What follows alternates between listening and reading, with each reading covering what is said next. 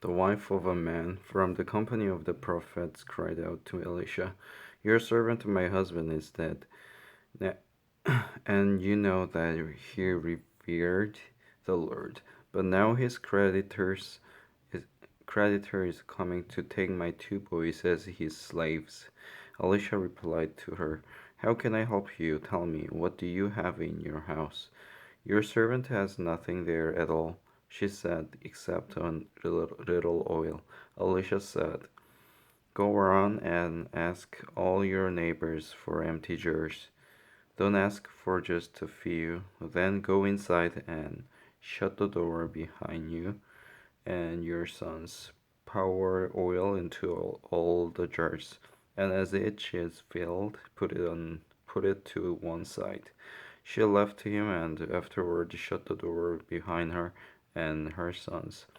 They brought the jars to her, and she kept pouring. When all the jars were full, she said to her son, "Bring me another one." But he replied, "There is not a jar left." Then the oil stopped flowing.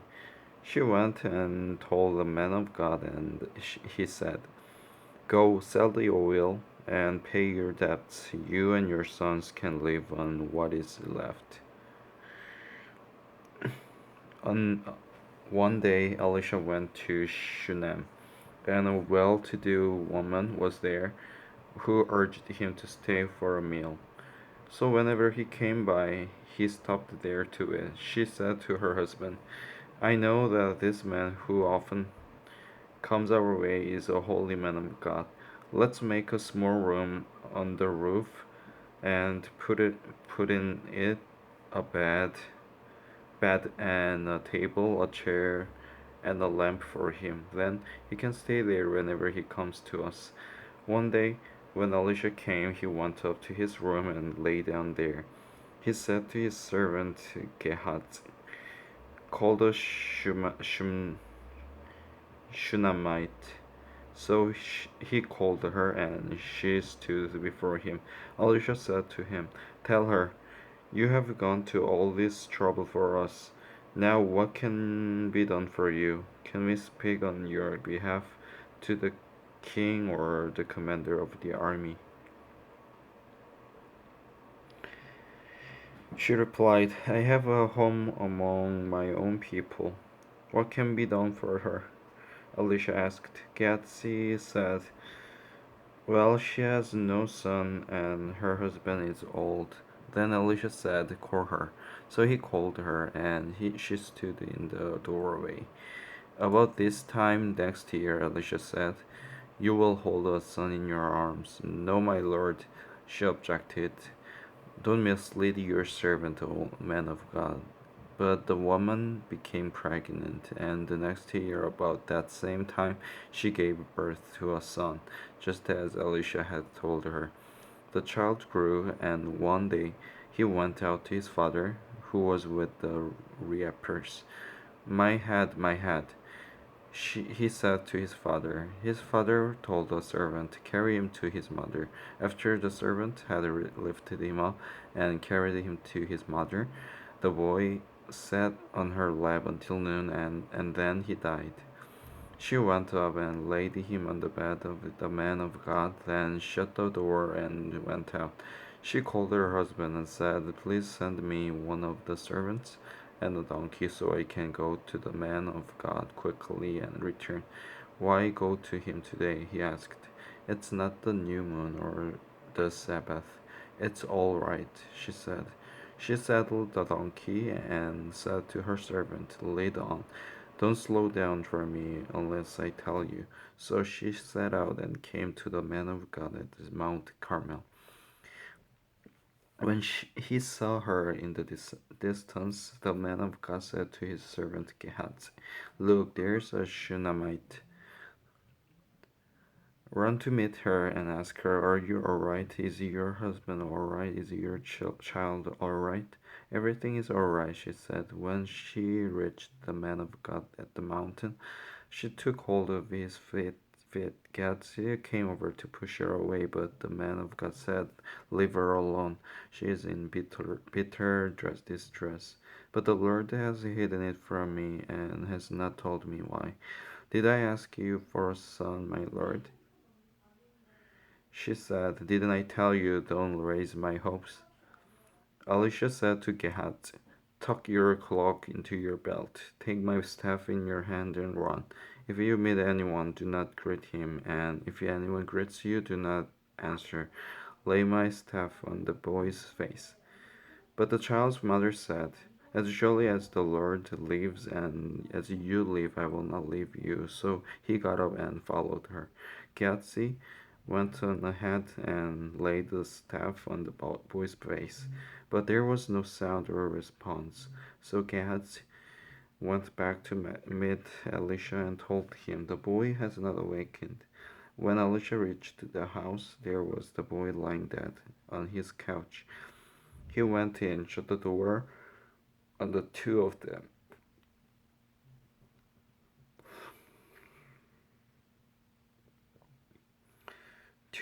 and prayed to the Lord. Then he got on the bed and lay upon the boy, mouth to mouth, eyes to eyes, hands to hands.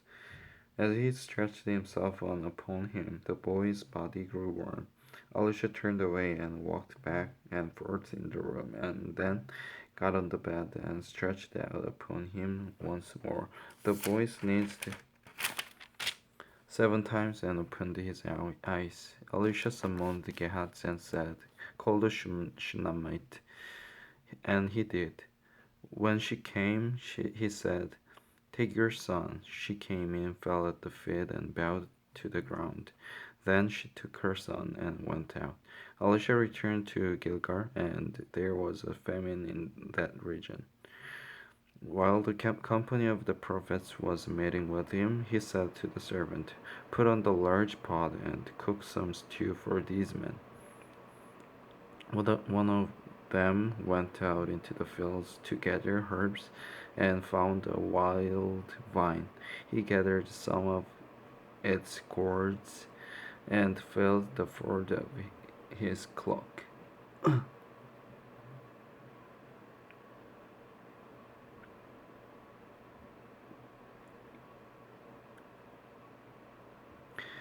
When he returned, he cut them up into the pot of stew, though no one knew what they were.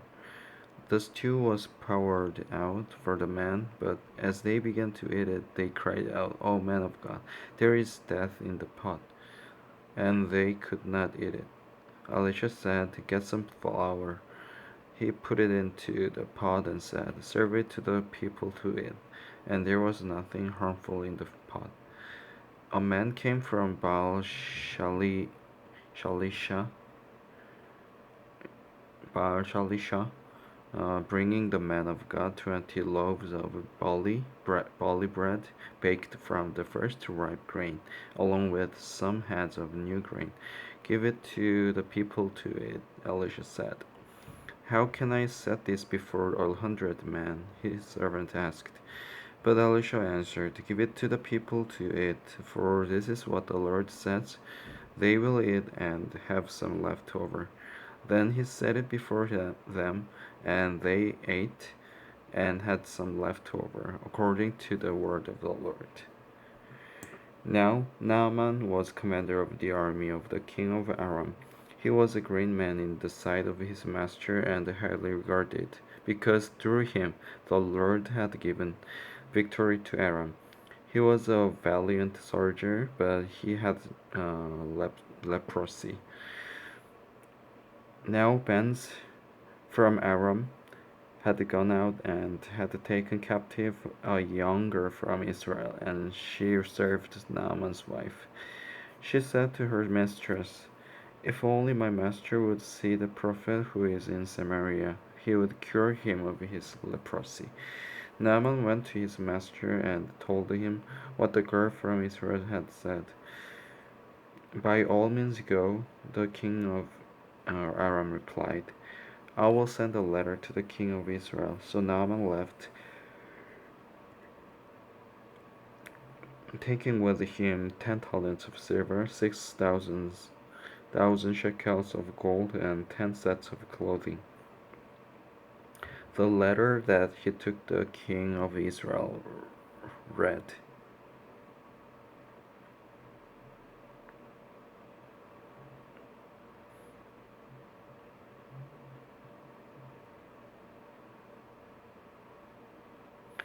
With this letter I am sending my servant Naaman to you, so that you may cure him of his leprosy. As soon as the king of Israel read the letter, he tore his robes and said, Am I God? Can I kill and bring back to life? Why does this fellow send someone to me to be cured of his leprosy? See how he is trying to pick a quarrel with me. When Elisha the man of God heard that the king of Israel had torn his robes, he sent him this message: Why have you torn your robes? Have the man come to me, and he will know that there is a prophet in Israel. So Naaman went with his horses and the chariots and stopped at the door of Elisha's house. Elisha sent a messenger to say to him, Go wash yourself 7 times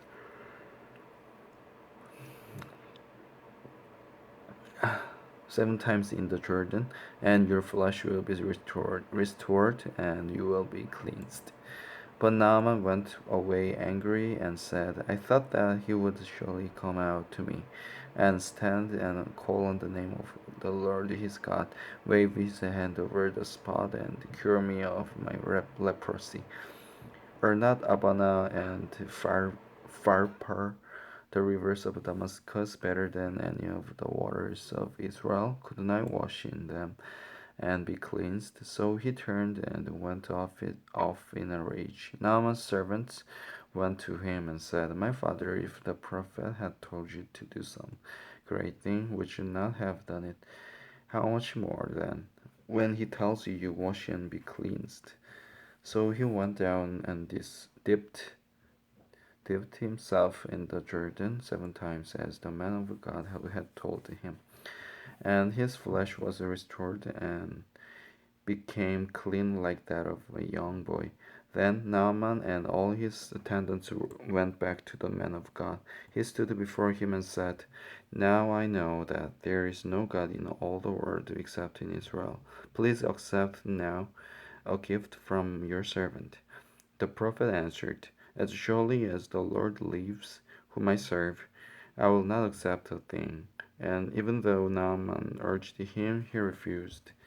If you will not, said Naaman, please let me, your servant, be given as much earth as a pair of mules can carry, for your servant will never again make burnt offerings and sacrifices to any other god but the Lord. But may the Lord forgive your servant for this one thing. When my master enters the temple of Rimmon to bow down, and he is leaning on my arm, and I bow there also, when I bow down in the temple of Rimmon, may the Lord forgive your servant for this. Go in peace, Elisha said. After Naaman had traveled some distance, Gehazi, the servant of Elisha, the man of God, said to himself, My master was too easy on Naaman, this Aramean, by not accepting from him what he brought. As surely as the Lord lives, I will run after him and get something from him. So Gehazi hurried after Naaman. When Naaman saw him running toward him, he got down from the chariot to meet him. Is everything all right? He asked. Everything is all right, Gehazi answered. My master sent me to say, 2 young men from the company of the prophets have just come to me from the hill country of Ephraim. Please give them a talent of silver and 2 sets of clothing. By all means, take 2 talents, said Naaman. He urged Gehazi to accept them, and then tied up the 2 talents of silver in 2 bags, with 2 sets of clothing. He gave them to he gave them to two of his servants, and they carried them ahead of Gad. When Gad came to the hill, he took the things from the servants and put them away in the house. He sent the men away, and they left. Then he went in and stood before his master Elisha. "Where have you been, Gad?" Elisha asked. "Your servant didn't go anywhere," Gad answered. But Elisha said to him, "Was not my spirit with you when the man got down from his chariot to meet you? Is this the time to take money or to accept clothes, olive groves, vineyards, flocks, herds, or menservants and maidservants? Naaman's leprosy will cling to you and to your descendants forever." Then Gehazi went from Elisha's presence, and he was leprous, as white as snow.